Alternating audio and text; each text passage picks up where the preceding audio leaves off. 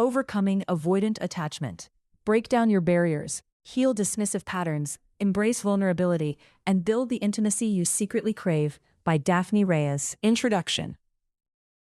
In the 1930s, doctors in Europe and South America were confused. They were looking at children in orphanages who had everything a person supposedly needs to survive. These children lived in clean buildings. They were fed on a strict schedule. They were kept warm. Their clothes were washed, and their beds were tidy. By the medical standards of the time, these kids were safe. But something terrible was happening. Despite the clean rooms and the full bellies, these children were wasting away. They stopped growing. They became quiet and still. They didn't cry for help because they had learned that no one would come. Many of them actually died. A doctor named René Spitz spent years watching this happen. He noticed that the babies who were kept in the most perfect, germ-free environments were often the ones who fared the worst. The nurses were told not to pick them up too much. They were told that spoiling a child with touch was dangerous. They thought distance was healthy. Spitz realized the truth was the exact opposite. He called what he saw hospitalism. He found that human beings have a hunger that is just as strong as the hunger for food. It is the hunger for connection. Without touch, without a smile, and without the feeling that someone is looking out for them, the human spirit simply gives up. He proved that being alone isn't just lonely, it is a biological poison.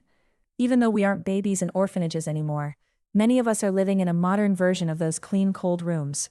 We have the job, we have the apartment, we have the freedom we always thought we wanted. But inside, there is a wall. It is an invisible barrier that keeps everyone else out. The invisible barrier.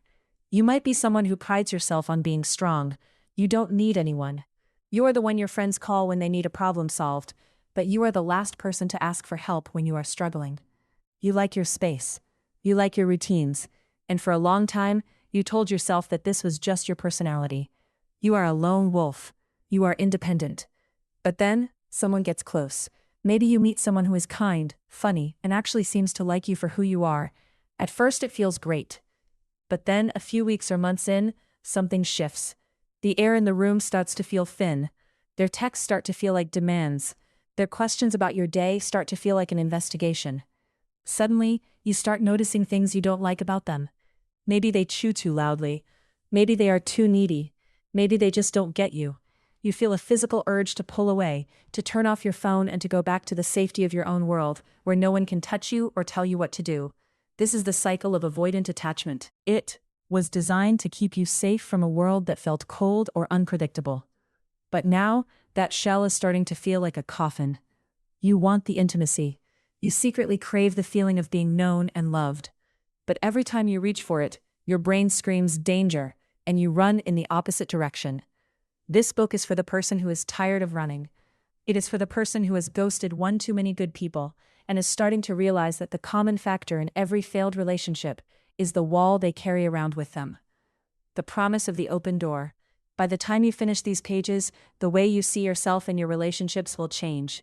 You won't just understand why you push people away. You will have the tools to stop doing it. You are going to move from being a fortress of one to becoming an interdependent anchor. What does that mean? It means you will still be you. You will still value your strength and your autonomy. But you will learn that true strength isn't about being alone.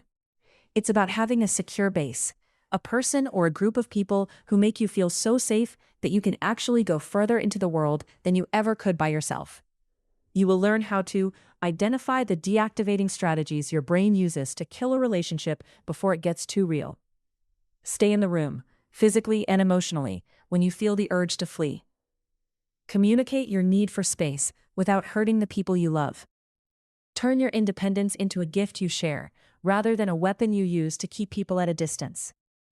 This isn't about fixing a broken part of you. You aren't broken, you are protected. We are simply going to look at those protections and see which ones are still helping you and which ones are keeping you from the life you actually want to live. There is a text from a woman named Sarah. They have been seeing each other for exactly 10 weeks.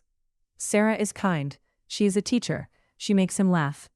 2 weeks ago, Julian thought he might be falling in love with her. But today, looking at her text, which just says, "Happy birthday, can't wait to see you tonight," Julian feels a familiar, crushing weight in his chest. He feels suffocated. Suddenly, all he can think about are Sarah's flaws. He thinks about how she leaves her shoes by the door. He thinks about how she talks a little too much when she's nervous.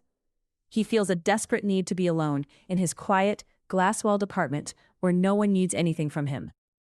He starts drafting a reply. "Hey Sarah, I've been thinking. I don't think we're in the same place. I think I need some time to focus on work." Julian feels a strange sense of pride as he hits send. He feels free again. But as he sits in the silence of his perfect apartment, he also feels a cold, hollow ache. He is the king of his fortress, but he is the only one inside it. Julian's story is the story of many avoidant people. He believes that for someone to get close to him, he has to give up his freedom. He views love as a zero-sum game. Either he is alone and free, or he is with someone and trapped. Throughout this book, we are going to follow Julian as he tries to break down his wall. We will see him go to therapy for the first time, face the ghosts of his childhood, and try to learn a completely new language, the language of vulnerability. The roadmap ahead, from a fortress of one to a home with an open door, isn't a straight line. It's a process of unlearning old habits and practicing new ones. First, we will look at where these patterns come from. We'll explore the history of attachment theory and see how your early life shaped the way you handle intimacy today. You see that your avoidance isn't a character flaw. It was a survival strategy that worked for you when you were young. Then, we'll dive into the deactivating strategies, the sneaky ways your mind tries to push people away. We'll talk about the phantom X, longing for someone from the past to avoid the person in the present, and the checklist trap, using impossible standards to disqualify everyone. Next, we will focus on the body. Avoidance isn't just a thought, it's a physical feeling. We'll learn how to manage that urge to flee and how to stay present when things get intense. We'll challenge the idea that independence and intimacy are enemies. You'll learn about the dependency paradox, the fact that having someone you can rely on actually makes you more independent, not less. We will also look at the rock bottom of loneliness. We'll see how major life events can crack the wall and why those moments, though painful, are actually the greatest opportunities for growth. Finally, we will build a practical toolkit for your future. You'll learn how to communicate your needs, how to handle conflict without shutting down, and how to maintain a long-term relationship without losing your sense of self. This book isn't about turning you into a needy person. It's about helping you become a connected person. It's about realizing that you don't have to choose between your freedom and your heart. The children in Renee Spitz's study showed us that we cannot survive without connection. But they also showed us something else. When those children were finally given touch, attention, and love, many of them began to heal. The human spirit wants to connect. It is waiting for you to give it permission. The door to the fortress is heavy, and the hinges might be a little rusty, but you are the one with the key. Let's begin. Chapter 1. Why do we run when things get good? The room in North London was filled with the smell of old paper and the faint, bitter scent of tea that had gone cold in the pot. It was 1944, and outside, the world was loud with the sounds of a city at war. But inside the Tavistock Clinic, the silence was different. It was heavy. John Bowlby sat at a heavy wooden desk, surrounded by stacks of manila folders. Each folder contained the life story of a child who had been caught stealing. Bowlby was a man of patterns. He didn't just see a bad kid or a thief. He saw a puzzle. He spent his days looking at 44 boys who had been labeled as delinquents. Most people at the time thought these boys were simply born with bad blood or lacked a strong hand at home. But as Bowlby flipped through the pages, he noticed something that chilled him. A large group of these boys didn't seem to care about their crimes, their victims, or even themselves. He called them affectionless. They were like ghosts in their own lives, physically there, but emotionally unreachable. The birth of the fortress, Bowlby noticed a startling trend among the most hardened boys. When he looked into their early years, he didn't find a lack of discipline. He found a lack of presence. Many of these children had been separated from their mothers for long periods during their first few years of life. Some had been in hospitals where no one held them. Others had been passed from relative to relative. He realized that these boys hadn't started out cold. They had been burned by the very people who were supposed to keep them safe. To survive the pain of being left or ignored, they had done something remarkable and tragic. They had turned off their ability to feel. They built what we now call a fortress of one. If you don't let anyone in, no one can leave you. If you don't need anyone, no one can disappoint you. For a child in a cold or unstable home, this isn't a mistake. It is a brilliant strategy for survival. It is the brain's way of saying, this hurts too much, so we aren't going to do this anymore. Bowlby's study, 44 Juvenile Thieves, changed everything. It suggested that our ability to love and be loved isn't just a nice-to-have personality trait. It is a biological program that starts in the crib.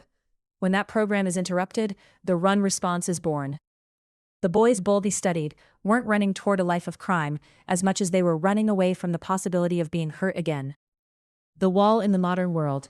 Fast forward to a quiet office in Seattle, decades later. Julian Vance sat on a leather chair, his legs crossed perfectly, his expensive watch catching the light from the window. Julian was 38, a man who built complex software systems for a living. He liked systems. Systems were logical. They didn't have moods. They didn't ask you why you hadn't called. Julian was only there because his sister had practically begged him to go. She told him she was tired of seeing him delete people from his life the moment things got serious. Julian, however, didn't see it that way. To him, he was just a person with high standards. He told the therapist that his childhood was fine. He said his parents were normal. We weren't the hugging type, Julian said with a dry shrug. My father was busy. My mother kept the house running. I was independent early. It made me who I am today. I don't see the problem. The therapist leaned forward. Julian, can you tell me about a time when you were a little boy, maybe 5 or 6, and you were scared or hurt? Who comforted you? Julian opened his mouth to answer, then stopped. He searched his mind. He saw the hallway of his childhood home. He saw the blue carpet. He saw his father's closed office door. He waited for a memory of a hug, a soothing word, or a hand on his shoulder to appear. Nothing came. It wasn't that he had bad memories. It was that he had blank memories. He realized with a sudden uncomfortable prickle of sweat on his neck that he couldn't remember a single time he had been comforted by his father. He had spent his entire life proud of his independence, never realizing it was a wall he had built to cover a void. Why the brain wants to bolt. When you have an avoidant attachment style, your brain has a very sensitive alarm system. In a normal relationship, things start good. There is laughter, shared secrets, and physical closeness. For most people, this feels like a warm blanket. But for someone like Julian or the boys Bowlby studied, this feels like a trap. Deep in the brain, a tiny part called the amygdala acts like a smoke detector. Its job is to keep you safe from lions, fires, and falling rocks. But if you grew up in an environment where your emotional needs were ignored, your amygdala learned to categorize intimacy as a threat. Here is the logic your brain uses. Step 1. Things are getting close. This person knows a lot about me. Step 2. If they know me, they can control me. If they know me, they will eventually see I'm not enough and leave. Step 3. Being left is a biological death to a child's brain. Step 4. Alarm. Shut down all systems. Find a reason to leave first. This is why you might find yourself picking a fight over how your partner chews their food, or why they texted you too much on a Tuesday. Your brain is looking for an exit ramp. You aren't actually annoyed by the chewing. You are terrified of the closeness. You are deactivating your feelings so you can return to the safety of your fortress. The affectionless character. Bowlby called this the affectionless character, but in the modern world, it often looks like the person who has it all together. People with avoidant attachment are often very successful. They are the ones who work the longest hours, have the cleanest apartments, and never seem to need help from anyone. This hyper-independence is a badge of honor. You might tell yourself, I'm just a lone wolf. I value my freedom above all else. People are just too much drama. But if we look back at Bowlby's thieves, we see the truth. The lone wolf isn't a wolf by choice. He is a wolf who learned that the pack wasn't safe. The stealing Bowlby observed wasn't just about the items the boys took. It was a symbolic way of trying to take what they couldn't get emotionally. They were trying to fill a hole that only connection could fill, but they were too scared to ask for the real thing. This stealing changes form. We might steal our freedom by ghosting someone. We might steal our autonomy by keeping secrets from our partners. We do these things because we believe that in any relationship, there is a winner and a loser. We believe that if someone gets close, we lose ourselves. The first crack in the wall. For Julian, the realization in the therapist's office was the first crack in his fortress. For 38 years, he had told himself he was a fortress of one because he was strong. For the first time, he had to consider that he was a fortress because he was a scared 5-year-old who had learned to stop asking for help. This is the hardest part of the journey, realizing that your greatest strength, your independence, might actually be your greatest prison. It's the moment you realize that running when things get good isn't a sign of your high standards. It's a sign that your survival system is still stuck in 1944 or 1988 or whenever your wall was built. Healing doesn't mean you stop wanting space. It doesn't mean you become clingy or lose your identity. It means you start to teach your amygdala that a hug isn't a trap and that a partner's need for you isn't a cage.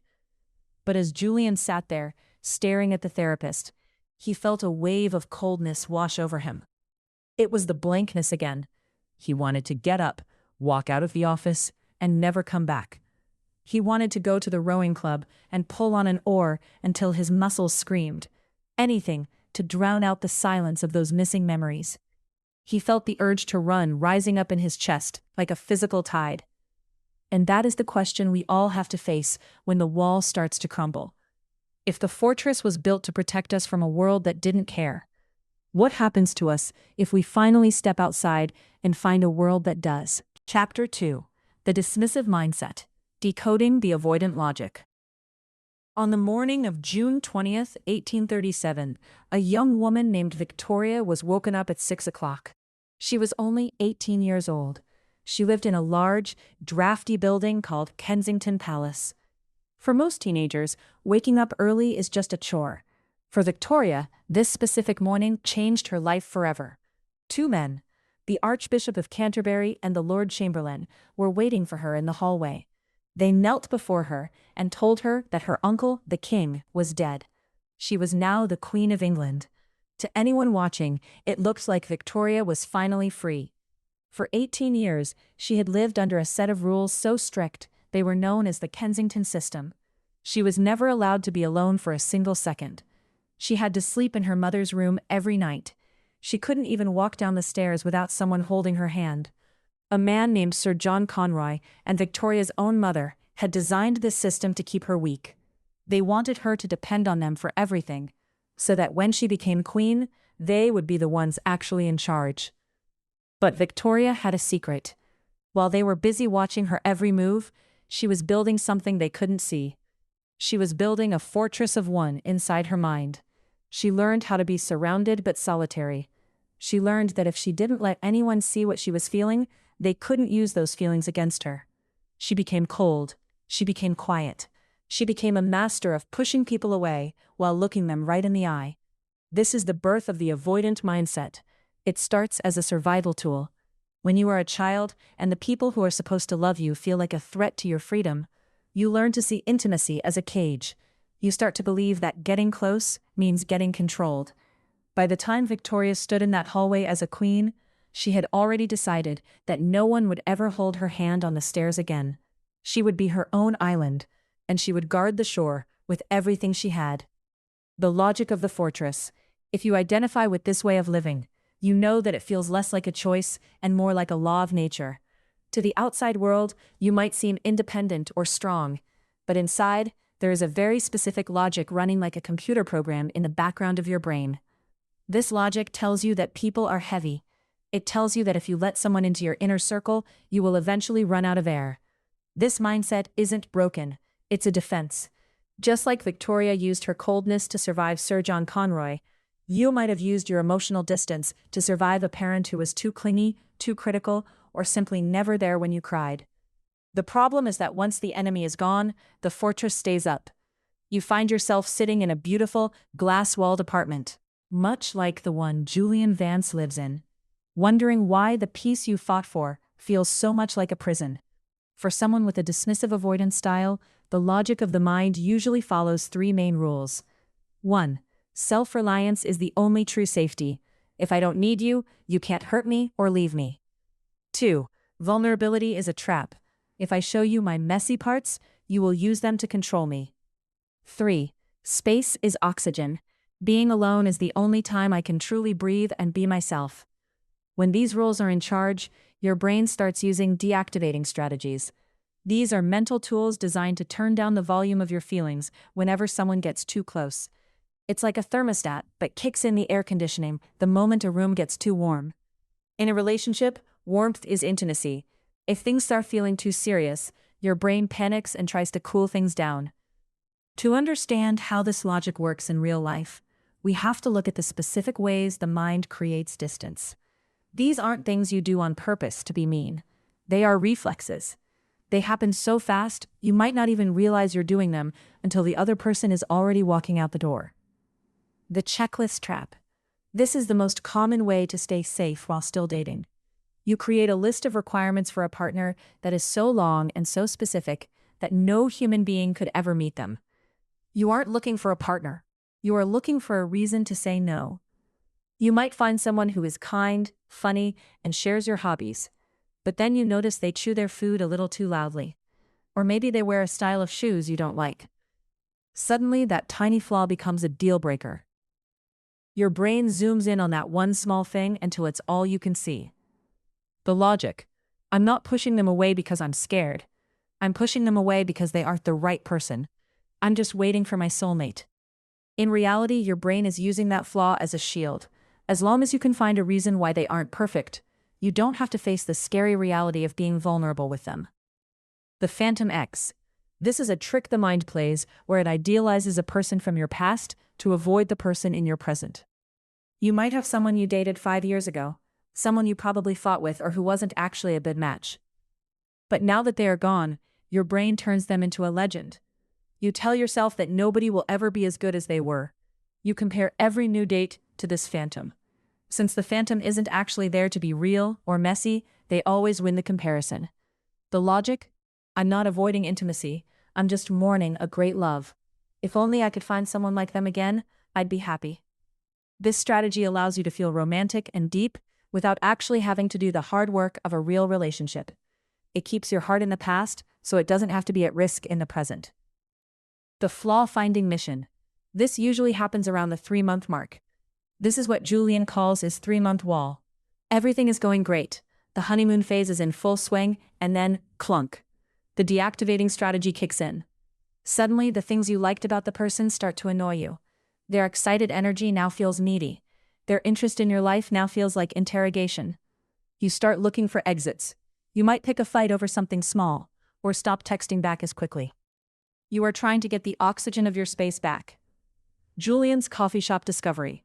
On a Tuesday afternoon in Seattle, Julian Vance sat in his favorite coffee shop. It was a place with hard wooden chairs and large windows. He liked it because people there generally left each other alone. He had just sent a breakup text to a woman named Sarah. She was too nice, he told himself. She wanted to know too much about his day. She made him feel like he was constantly on call, like a doctor who never got to go home. As he sipped his black coffee, he pulled out his phone. He didn't check the news. He didn't check his work emails. Instead, he went to the Instagram page of a woman named Maya. He hadn't spoken to Maya in 4 years. She lived in Chicago now. She was married. Julian scrolled through her photos. He felt a familiar ache in his chest. That was the only time I was really happy, he thought. Maya was the one. If only things had worked out with her, I wouldn't be sitting here alone. Then he stopped. He remembered something his therapist had mentioned in their last session. He looked at the phone, then at the empty chair across from him, where Sarah should have been. For the first time, he saw the pattern. He wasn't looking at Maya because he loved her. He was looking at Maya because she was safe. She was 1,000 miles away. She was married. She couldn't ask him how he was feeling. She couldn't ask to meet his father. By pining for a woman he couldn't have, he was making sure he didn't have to deal with the woman who actually wanted to be with him. Julian realized he was using Maya as a ghost to haunt his current life. He was using a Phantom X to justify his fortress of one. He felt a strange mix of relief and fear. The relief came from finally seeing the why behind his behavior. The fear came from realizing that the wall he built to keep people out was also keeping him in. He wasn't free in his minimalist apartment. He was just the only person in the cell. The ghost of the Kensington system, Queen Victoria, eventually moved out of Kensington Palace, but the Kensington system never truly left her. Throughout her life, she struggled with the logic she had learned as a child. When she married Prince Albert, she loved him deeply, but she also fought him constantly for control. She was terrified of losing her autonomy. She had spent 18 years being told what to do, and she vowed that no one, not even the man she loved, would ever hold her hand on the stairs again. She would often retreat into a diamond-hard coldness. If she felt pressured or overwhelmed by her duties or her family, she would simply shut down.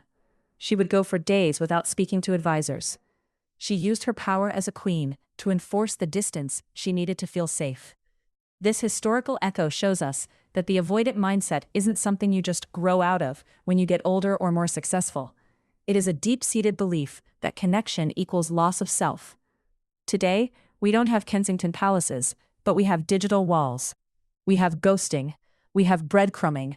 We have the ability to swipe through 1,000 faces on a dating app, looking for that one tiny flaw that allows us to click no and stay safe in our fortress.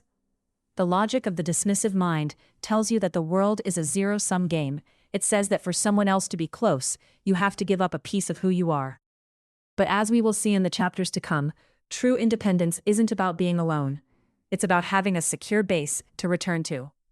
Victoria's life changed the day she became queen, but her healing didn't begin until she started to let her guard down. Your healing begins with the same realization Julian had in the coffee shop. The walls you built to survive the past are the very things making the present so lonely. What is one small flaw you often use to disqualify people you date? Do you have a phantom ex that you compare everyone else to? When was the last time you felt suffocated by someone's kindness? We will look at what happens when we stop thinking about these patterns and start feeling them in our bodies.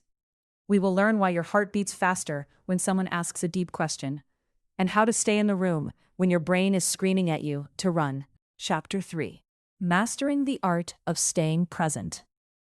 But Harry, you are saying the food does not matter, a reporter asked, leaning forward. I am saying it is not the only thing that matters, Harry Harlow replied, his eyes sharp behind his glasses. In fact, it might not even be the most important thing. That goes against everything we have been taught, the reporter countered. A baby loves its mother because she provides milk. It is a simple trade. Food for affection. Harlow shook his head and gestured toward the film projector in the room. Watch the monkeys. They don't go to the mother who has the milk. They go to the mother who has the touch. It was 1958, and the world of psychology was about to be turned upside down. Before this moment, most experts believed that love was just a side effect of hunger. They thought infants only bonded with their parents because those parents provided survival. If you fed a child, kept them warm, and changed their clothes, they would be fine. Physical affection was seen as a luxury, or even a weakness, that could spoil a child. Harry Harlow, a researcher at the University of Wisconsin, didn't buy it. He had spent years watching rhesus monkeys, and he noticed something strange. The baby monkeys were obsessed with the soft cloth pads on the floor of their cages. When the keepers took the pads away to clean them, the monkeys had meltdowns. They didn't just want the pads, they seemed to need them. To test his theory, Harlow built 2 surrogate mothers. The first mother was made of hard, cold wire. She had a bottle of milk attached to her chest. She provided the survival that everyone thought was the key to love. The second mother was also made of wire, but she was wrapped in soft, tan, light-bulb-warmed terry cloth. She had no milk. She provided nothing but a soft place to cling. If the old experts were right, the baby monkeys would spend all their time with the wire mother. After all, she was the one with the food. But that isn't what happened. The baby monkeys would run to the wire mother, drink the milk as fast as they could, and then immediately jump back to the cloth mother. They spent 17 to 18 hours a day huddled against the soft fabric. When they were scared by a loud noise or a mechanical toy, they didn't run to the food. They ran to the cloth. They rubbed their bodies against it. They calmed down only when they could feel that soft texture against their skin. Harlow called this contact comfort. He proved that the need for closeness, for physical presence and touch, was a biological hunger just as real as the need for bread and water. For someone with an avoidant attachment style, this story is both a relief and a challenge.